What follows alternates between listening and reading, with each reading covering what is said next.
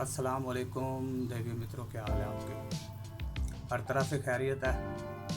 तो आज कुछ बड़ी खबरें हैं, बड़े इंकशाफात हैं और बड़े बड़े मामलात हैं। Game is over now. Imran Khan की गेम ख़त्म। जो झूठे बयानिए बनाए गए थे वो सब अब ख़त्म होने जा रहे हैं। रजीम चेंज का बयानिया, अमेरिका की साजिश, करप्शन का बयानिया, झूठ का बयानिया, पाकिस्तान दुश्मनी का बयानिया, अब सब कुछ ख़त्म होने जा रहा है। और ये एक दिन ख़त्म होना था कि किसी ने सच ही कहा है ना कि झूठ के पाँव नहीं होते। खान साहब, झूठ के पाँव नहीं होते। आपका पहला बयानिया था सानिया मॉडल टाउन। 4 साल आपके पास इक़्तिदार रहा, 10 साल आप खैबर पख्तूनख्वा में, 5 साल कश्मीर में और 5 साल गिलगित बल्तिस्तान में, 4 साल पंजाब में। तो इतने आपको मौके मिले, सानिया मॉडल टाउन ही खोल लेते। आज हमारे जो मौजूदा वज़ीर दाखिला हैं राना सनाउल्लाह साहब, आप इंक्वायरी कर लेते ना, ये भी आपकी कैद में रहे हैं 2 साल से ज़्यादा। मौत की चक्की में रहा है वो, 4x4 की। हाँ साहब, 4x4 की चक्की में 2 साल रहा है वो, सजाए मौत के कैदी की चक्की में। लेकिन झूठ था ना, सुरखरू हो गया। झूठ को एक दिन खत्म होना है। हमेशा हक और सच की फतह होती है। अल्लाह ताला ने आपको बहुत बड़ा मौका दिया था इस कौम की खिदमत के लिए। इस बयानिए के साथ आपके साथ अवाम खड़ी हो गई थी पाकिस्तान की। 20 करोड़ अवाम आपके साथ थी। 2 साल से ज्यादा आपने नवाज शरीफ को जेल में रखा, 3 बार का वज़ीर आज़म। और सलूट है उस इंसान को कि बीवी को मौत के बिस्तर पे छोड़ के आया, गिरफ्तारी देने के लिए चल के आया पाकिस्तान। गिरफ्तारी थी, 2 साल जेल में रहा, आप कुछ नहीं निकाल सके उसमें से। 40 से ज्यादा केस थे उस बंदे के ऊपर, एक केस सच आप साबित नहीं कर सके। लेकिन आपने मुसलसल झूठ को पकड़े रखा। एक झूठ को छुपाने के लिए फिर हजारों झूठ बोले, इतने झूठ बोले कि आपके यूथिये जो है उसे सच मानने लगे। बेशुमार तो आपको वली अल्लाह का दर्जा देने लगे। बेशुमार बीच में ऐसे भी थे जो आपको नबियों का दर्जा देते थे, और आपने दिलवाए। तो बहरहाल, गेम इज ओवर नाउ। अब आपकी गेम खत्म है। 15 लोगों की लिस्ट तैयार हुई है कल। 15 लोगों की लिस्ट तैयार हुई है। एक्सप्रेस न्यूज़ के एक सीनियर एंकर पर्सन है अपना जावेद चौधरी साहब, मैंने उनका एक प्रोग्राम देखा तो उन्होंने 15 लोगों की लिस्ट बताई है जो ISPR ने तैयार किया है। और आपको अब जवाब देना होगा, इस कौम को बेवकूफ़ बनाने का जवाब देना होगा। खासा जब आप आए थे ना तो मुल्की ज़रमबादला के ज़खायर $24 अरब पे थे। पाकिस्तान पे जो कर्जा था वो $25 अरब था।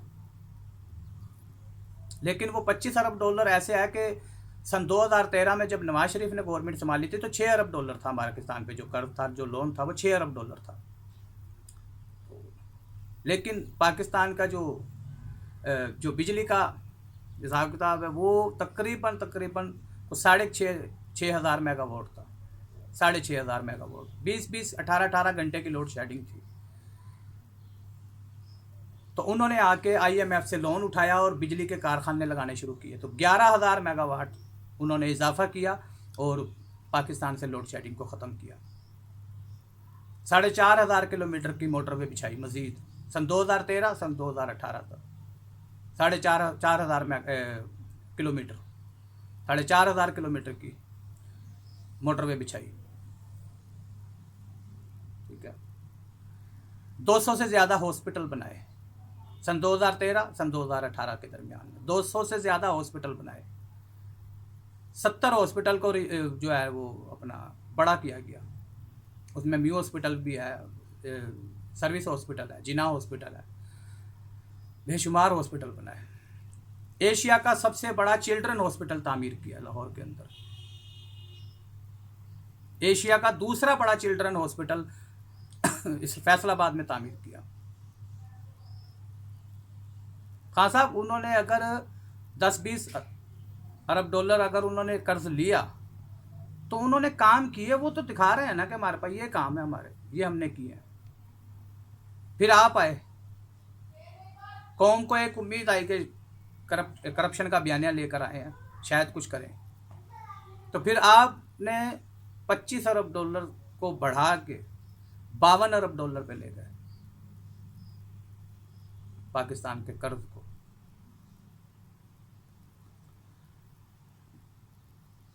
जितना कर्ज पाकिस्तान ने 70 साल में लिया, आपने पहले 4 महीने में उतना कर्ज लिया। पहले 4 महीने में IMF से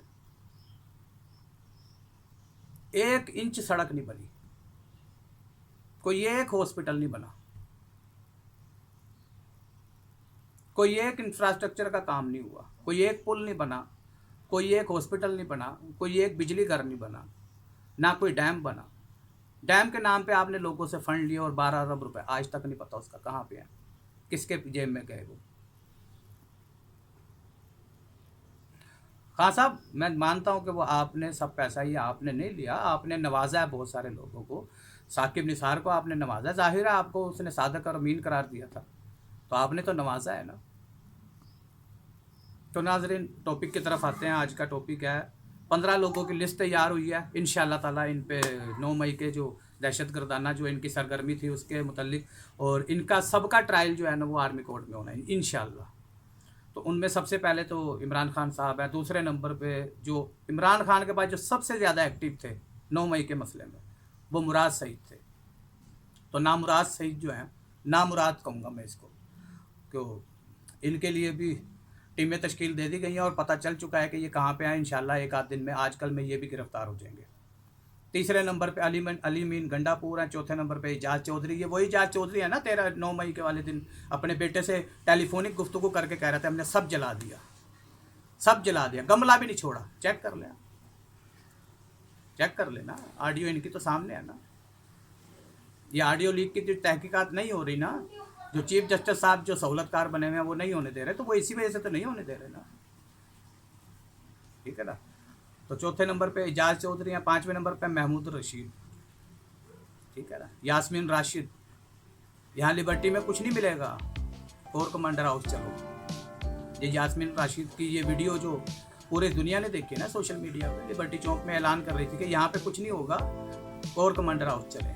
अब कह रही हैं कि मेरा ताल्लुक ही नहीं है। वो गरीब के बच्चे मरवा दिया आपने, ठीक है ना। 7वें नंबर पे वो कलमा पढ़ने वाली सरकार शहरियार अफरीदी साहब हैं। 6ठे नंबर पे अली अमान है। 7वें नंबर पे 2 फीमेल हैं, कमल और आलिया हमजा। 10वें नंबर पे आलिया हमजा हैं। 11वें नंबर पे इमरान रियाज खान, ठीक है। ये वो लोग हैं जिन्होंने फौज के खिलाफ आवाम को उकसाया ब्लॉग्स में अपने। बाकी 4 लोग और हैं मीडिया के। तो इंशाल्लाह ताला इनका पत्ता साफ होने जा रहा है। इंशाल्लाह सजाएं मिलेंगी इनको, जरूर मिलेंगी और मिलनी चाहिए, ताकि दोबारा कोई मेरी फौज पे हमला ना करे। दुनिया की 7वीं बड़ी फौज है भाई। अगर वो बर्दाश्त कर रहे थे खान साहब, 1 साल से फौज ने बर्दाश्त किया। कौन कह रहा कि फौज ने बर्दाश्त नहीं किया? आप कहते हो ना कि फौज बर्दाश्त का, 1 साल बर्दाश्त किया इसकी बदज़बानी को, बदकलामी को। 1 साल बर्दाश्त किया, मुसलसल इल्ज़ामात बर्दाश्त किए, ऑन ड्यूटी अफसरान पे कत्ल के जो है वो इल्ज़ामात बर्दाश्त किए।